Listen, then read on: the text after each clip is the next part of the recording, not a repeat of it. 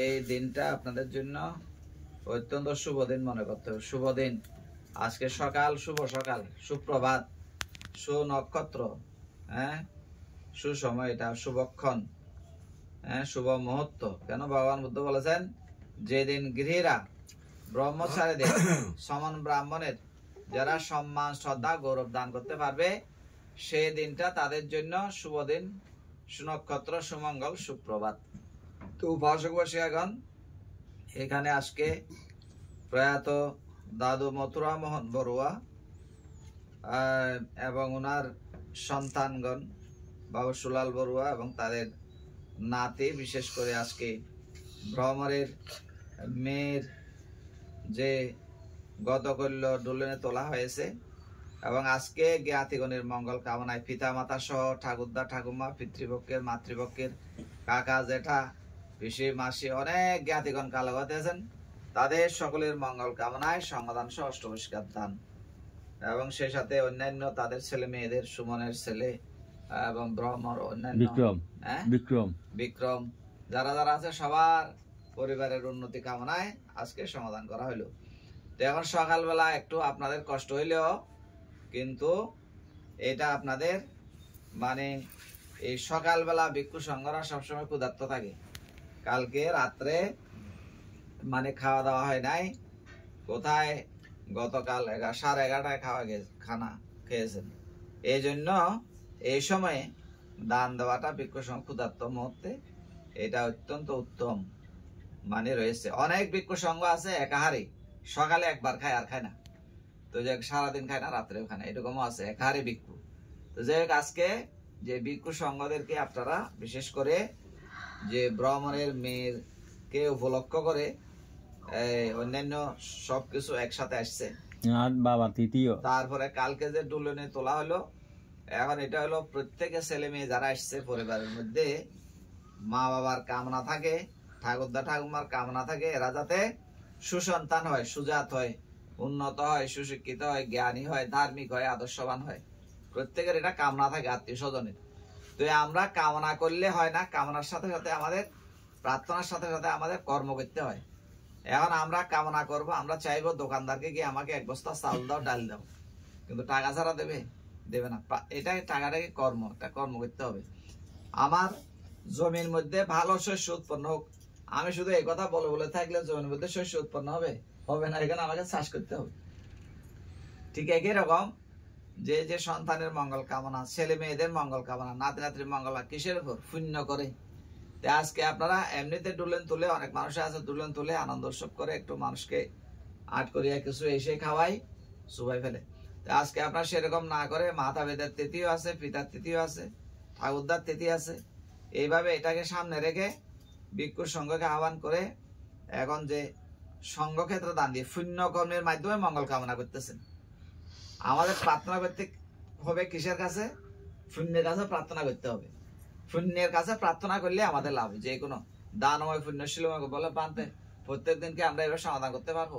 ওই যে বুদ্ধকে বলেছেন প্রত্যেকদিন সমাধান করতে পারবেন এমন কোনো কথা নাই। আপনি যদি প্রাতঃ সন্ধ্যা 2 বেলা বন্দনা করেন, এটা একটা পুণ্য। তাহলে ভাগ আছে, এই বন্দনার এক ধরনের পুণ্য, আজকে যে সোয়াইন দিয়েছেন, সমাধান করেছেন, এটা এক ধরনের পুণ্য। ভাগ আছে, যেরকম আপনি করবেন সেরকমই আপনি লাভ করবেন। হ্যাঁ, আপনি যদি ধান গাছ লাগান ওখান থেকে ধান পাবেন, কলা গাছ লাগাইলে কলা পাবেন, ঠিক একই রকম পুণ্যটা ওই রকম। যেরকম আপনি যা দেশে বপতে বীজং তা দেশে হরতি ফলং, একটা গাথা আছে, আপনি যেটা রোপণ করবেন সেটাই ফল পাবেন। তো আজকে সমাধান করলে সমাধানের ফল সেটা অন্যরকম। কালকে যারা খাচ্ছে, আজকে যারা খাবে, আয়ু, বর্ণ, সুখ, বল, জ্ঞান, 5টা সম্পদ আপনার দান করবেন। এই 5টা সম্পদ কিভাবে দান করবেন? এই খাদ্য খাইলে 5টা সম্পদ লাভ করে। আপনি খাদ্য না খান, আয়ু কমে যাবে, শরীরে বর্ণ এটা বিভিন্ন হয়ে যাবে, আপনার দুঃখ উৎপন্ন হবে, ক্ষুধার দুঃখ, আয়ু, বর্ণ, সুখ, তারপরে হলো শক্তি কমে যাবে, শরীরে জ্ঞান বুদ্ধি কমে যাবে। আর এটা খাদ্য গ্রহণ করলে এই 5টা সম্পদ মানুষ লাভ করে, এই জন্য 5টা লাভ করে। তো যাই হোক, সেই সাথে এখন শুনুন, বলতে আমি একটা সংকল্প করেছি, আমার ছেলের উদ্দেশ্যে আমি একটা অষ্টপুরস্কার দেবো। সেই সংদানের সাথে অষ্টপুরস্কার দান করেছেন। প্রায় সময় বলি এটার আলাদা গুণ আছে। এখানে যে 3টা শিবর আছে, শিবর মানে যারা বস্ত্র দান করে, হ্যাঁ, তো ভিক্ষু সংঘকে বস্ত্র দান করা শ্রীবৎ দান আরো মহার্ঘ। মানুষকে বস্ত্র দান করলেও জন্ম জন্মান্তরে তাদের কি হয়, বস্ত্রের অভাব হয় না, উন্নত বস্ত্র লাভ করে, রেশমি পশমি বস্ত্র লাভ করে।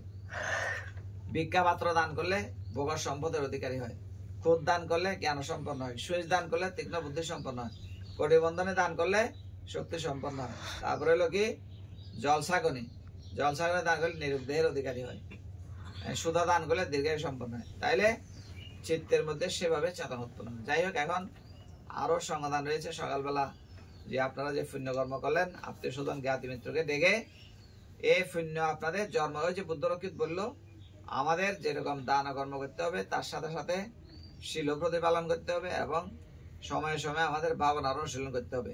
কোর্সে যারা যাইতে পারে ভালো, এটা তো অতি উত্তম। কোর্সে যাইতে না পারলেও আমরা বন্দনা করার পরে 5 মিনিট 10 মিনিট 15 মিনিট ভাবনা করতে পারি।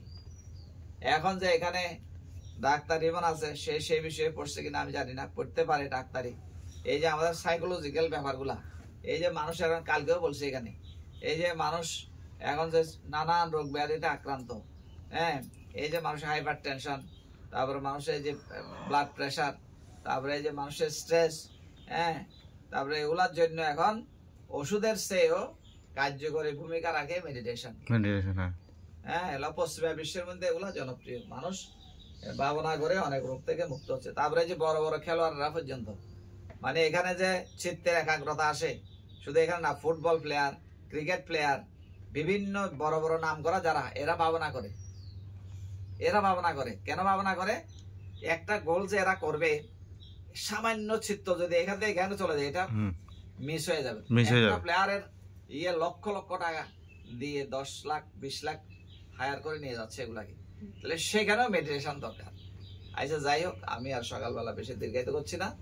আজকে আপনারা যে যে চেতনা নিয়ে পুণ্যকর্মের আয়োজন করলেন, আপনাদের চেতনার পরিণতা লাভ করুক। বিশেষ করে পিতৃকর্ম জগতে বলা হয়েছে মাতা পিতার গুণ অনন্ত অপ্রমেয়, বুদ্ধের গুণ অনন্ত অপ্রমেয়, ধর্মের গুণ অনন্ত, সঙ্গের গুণ, মাতা পিতার গুণ অনন্ত অপ্রমেয়।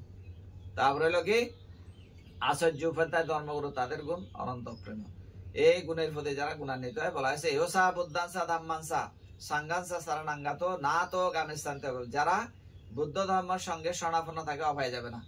যারা মাতা পিতার সেবা করে, বয়োবৃদ্ধের সেবা করে, হ্যাঁ, তাদের আয়ুবন সুখ বল জ্ঞান বর্ধিত হবে। এই জন্য তোমরা ভাইয়েরা সবাই ভাতৃত্ববোধ বজায় রেখে, সংসার যখন হয়েছ, যখন আছে, এটা ভাইয়ের মধ্যে ভিন্নতা কিন্তু থাকলেও সবার মধ্যে একটা ভাতৃত্ববোধ থাকতে হবে। এক অন্যের প্রতি, মানে সব বোধের মধ্যে, ভাইদের মধ্যে শ্বশুর শাশুড়ির প্রতি শ্রদ্ধাশীল হতে হবে, মা বাবার প্রতি শ্রদ্ধাশীল, তাইলে পরিবার সুখের হবে। বহু মানুষের টাকা পয়সার সুখ নাই। কেন সুখ নাই? একজনের সাথে একজনের দেখাশোনা হয় না, একই ঘরে আছে, এই রুমের ঘরে এরকম মানুষ দেখে না। সেরকম হইলে টাকা পয়সা থাকলেও সুখী নেই। আবার অনেক ঘরে টাকা পয়সা নাই কিন্তু সুখে আছে। কেন আছে? মিলমিশ আছে। কোথায় স্বর্গ কোথায় নরক কে বলে তা বহুদূর, মানুষের মাঝে স্বর্গের মার্গদর্শক সুখ বলা হয়েছে। কিছু কিছু মানুষ ইচ্ছা করে নরকের যন্ত্রণা ভোগ করে, আছে না এরকম, আর কিছু মানুষ স্বর্গের সুখ ভোগ করে। তো যাই হোক, আজকে যে পুণ্যকর্ম করাইলো ভিক্ষু সংঘকে, এর দ্বারা শাসন সত্যম রক্ষা হবে, ভিক্ষুরা উপকৃত হইলো, জ্ঞাতিগণ উপকৃত হবে, আপনারা উপকৃত হবেন।